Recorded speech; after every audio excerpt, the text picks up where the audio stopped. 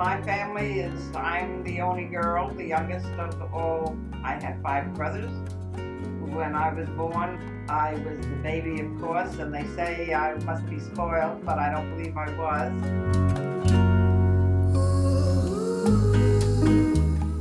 I couldn't understand why, while he was taking me out prior to New Year's Eve, when we said goodnight, he didn't even attempt to kiss me. So I said, he doesn't like me, why is he taking me out? If he likes me, how come he's not attempting to kiss me?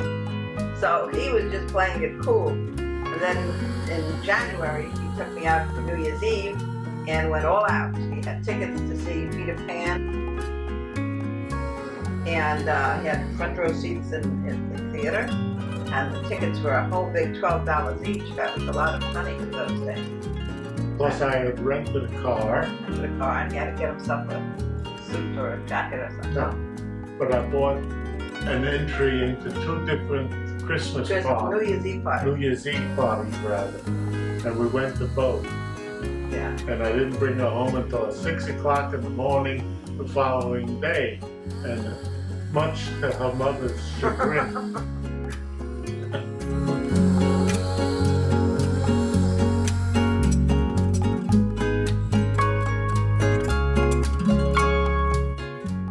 I eloped to South Carolina because he was already called back into service for the Korean War. And I went down to South Carolina to meet him. He had been writing to me and coming up on weekends. And he said he was coming up, and I said, no, don't come up, I'll come down to you. And I did. I went by train, and my mother thought that I was going up to the Catskills to spend a week up there because it was vacation time. Supposedly I was going up with my girlfriend, and I had written out cards that she was going to mail for me from the Catskills to them because the boy was all right. And so when I got down there that very afternoon, we were married.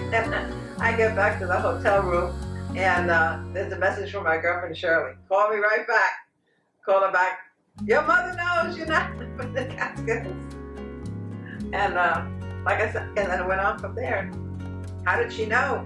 Because she hadn't heard from me that night. I said I would call her when I got up to the Catskills, which would be probably about 5 o'clock.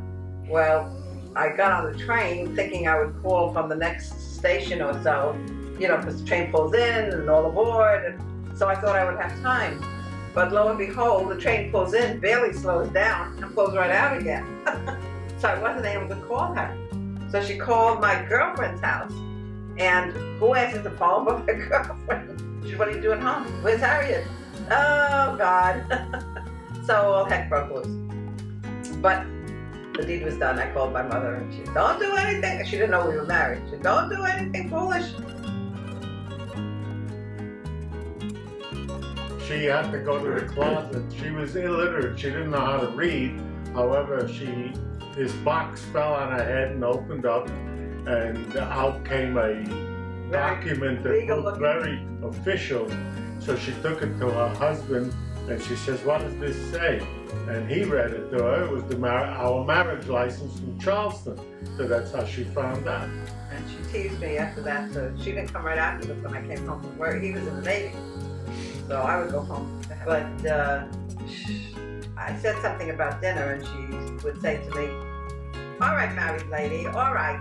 That's all right. So I looked at her, what do you mean married lady? That's all right, that's all right. She wouldn't discuss it. Then another night, the same thing happened. She tells me married lady.